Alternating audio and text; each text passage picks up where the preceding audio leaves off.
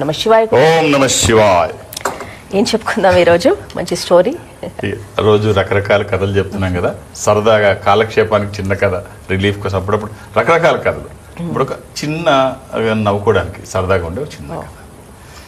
ఒక రైతు ఒక ఇంటికి వెళ్ళి భార్యతో వెళ్ళి భోజనానికి వెళ్ళాడు. వాళ్ళు పిలిచారు, భోజనానికి వెళ్ళాడు. వాళ్ళు డిఫరెంట్గా కాకరకాయ కూర వేసి అన్నం పెట్టారు. అది రెగ్యులర్గా తినే కర్రీస్ కాదు కదా, డిఫరెంట్గా కాకరకాయ ఎప్పుడో కానీ ఎవరో కానీ పెట్టారు. ఆ రోజుల్లో ఇంకా అరుదు. సరే కాకరకాయ కోసి పెట్టేసరికి రైతుకి ఆ రోజు నుంచి అనిపిస్తుంది కాకరకాయ ఎలాగన్నా సపరేట్గా వండించుకొని తినాలి, సపరేట్గా ఉల్లికారం పెట్టించుకొని కాకరకాయ వేపుడు చేయించి ఉల్లికారం పెట్టించి అది తింటే చాలా బాగుంటుందని చాలా ఆలోచన చేస్తున్నాడు. సరే భార్యతో చెప్తాడు, కాకరకాయ కూర వండవే బాబు, ఇలాగా ఉల్లికారం పెట్టి మంచిగా వేపి అది ఉండిపోయింది తిన్న దగ్గర నుంచి, తినకపోతే జీవ చచ్చిపోయేటట్టుంది, ఎలాగైనా చెయ్యి అంటే సరే అయితే కాకరకాయలు తీసుకురమ్మంట. ఆ రోజుల్లో కాకరకాయలు ఎక్కడ తిరిగితే అరుదుగా ఉండే కూర ఎక్కడ దొరకవు. తిరిగి తిరిగి తిరిగి అలసిపోయి మొత్తానికి కాకరకాయ విత్తనాలు సంపాదించి దాన్ని పాతి చిన్న పాదు చేసి జాగ్రత్తగా పెంచితే 3 కాయలు కాసాయి. ఈ 3 కాయలు అతి జాగ్రత్తగా కోసి ఇంటికి తీసుకెళ్లి భార్యకిచ్చి, ఈ 3 చక్కగా సరిపోతాయి మన ఇద్దరికి, ఈ 3 శుభ్రంగా తినొచ్చు ఇద్దరం, ఉల్లికారం పెట్టి వేపు చేసి పెద్ద పెద్ద కాయలు కదా సరిపోతాయి అని చెప్పేసి భార్యకి ఇచ్చాడు. భార్యకి ఇచ్చి నేను పొలానికి వెళ్ళొస్తాను, రెడీగా ఉంచు, వండి పెట్టి ఉంచు. పొలానికి వెళ్తాడు, పొలం పని చేస్తున్నాడు.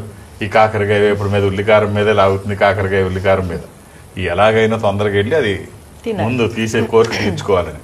సరే మొత్తానికి ఆడబడిగా మొత్తం పని అంతా చేసుకొని ఇంటికి వస్తాడు.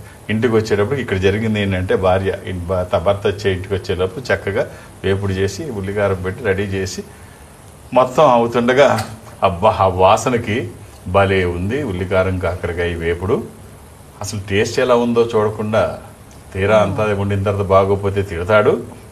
ఇవన్నీ ఎందుకు వచ్చింది, ముందు రుచి చూద్దామని చెప్పేసి నోట్లో పెట్టేసరికి ఆహా ఏం అద్భుతం అని మొత్తం తినేసింది. ఆ కాయ మొత్తం తినేసింది.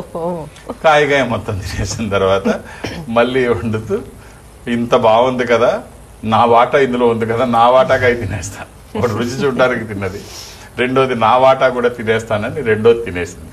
నా వంతు అయిపోయింది, తర్వాత తినక్కర్లేదు. భర్త వచ్చాడు. భర్త వచ్చిన తర్వాత మళ్ళీ భోజనం అంతా పెట్టి కూర పెడుతుంది. ఏమిటే మూడిట్లో ఒకటే ఉంది అంటే ఏం లేదు, ఇలా రుచి చూస్తూ ఒకటి తిన్నాను, బాగుంది కదా, నా వాటా కూడా తినేస్తే మీ వాటా అక్కడ ఉంది, నాది నేను తినేసాను, నా వాటా రెండు ఈ రకంగా అయిపోయాయి, అది బాగుంది కదా అని తినేసాను అంటే దిక్కుమాలిన వేషాలు అది ఇది అని గట్టిగా ఈ మాసం దానికి ఇది కూడా ఎందుకు ఉంచామంటే ఇది కూడా తినేస్తాను, తినేస్తుంది మూడోది కూడా. అంటే ఇంకేం ఉంచలేదు, ఏం ఉంచరా, ఇలా ఉంటారులేండి సహజంగా కూడా. సో బాగా ఉన్నసరికి ఇది కూడా తినేసి ఇది కూడా తినేకపోయి ఎందుకు ఇచ్చారు, సరే తినేస్తున్నాను, మీరే కదా తినమంటారు. సో అంటే బాగుంది అనేటప్పుడు కారణాలు ఎత్తుక్కోవడం అంతే. ఇప్పుడు దేనికైనా కారణం తనకి మనసుకి నచ్చిన దానికి ఎవరైనా ఇష్టపడి ఏం చేస్తారంటే అది చేసిన తర్వాత కారణం ఎత్తుక్కుంటారు, వాళ్ళ వాదన బలపరుచుకుంటారు. మా హత్య చేసిన వాడు కూడా నువ్వు హత్య ఎందుకు చేసావు అంటే నాకు హత్య చేయడం మా కులవృత్తి కాదు, మా సాంప్రదాయము కాదు, అక్కడ సిచ్యువేషన్ డిమాండ్ చేసింది చేశాను, నా ఆ ప్లేస్ లో నువ్వున్నా అదే చేస్తావని మనల్ని మటరర్ అంటాడు. సో అలాగే ఎవరు ఇప్పుడు తనకి తినాలనిపించింది, అది బాగుంది కాబట్టి తినేసింది, ఇంకా మొత్తం తినేస్తే పోద్ది కదా బాగుంది, ఆ తర్వాత అక్కడ కనిపిస్తోంది నాకంటూ ఒక వాటా ఏడుస్తుంది కదా, అది తర్వాత తినే బదులు ఇప్పుడే తింటే పోతుంది, అలా వాదన సమర్థించుకుంటూ నువ్వే తినమన్నావు కదా మూడోది కూడా తినేసాను, సమర్థించుకోవడానికైతే బాగుంటుంది. సో ఇలాగా మానవ బలహీనతలు ఏంటంటే తన వాదనని సమర్థించుకోవడం కోసం ఏది జరిగినా తనకు అనుకూలంగా మాట్లాడుకుంటారు ఎవరైనా, అంతే.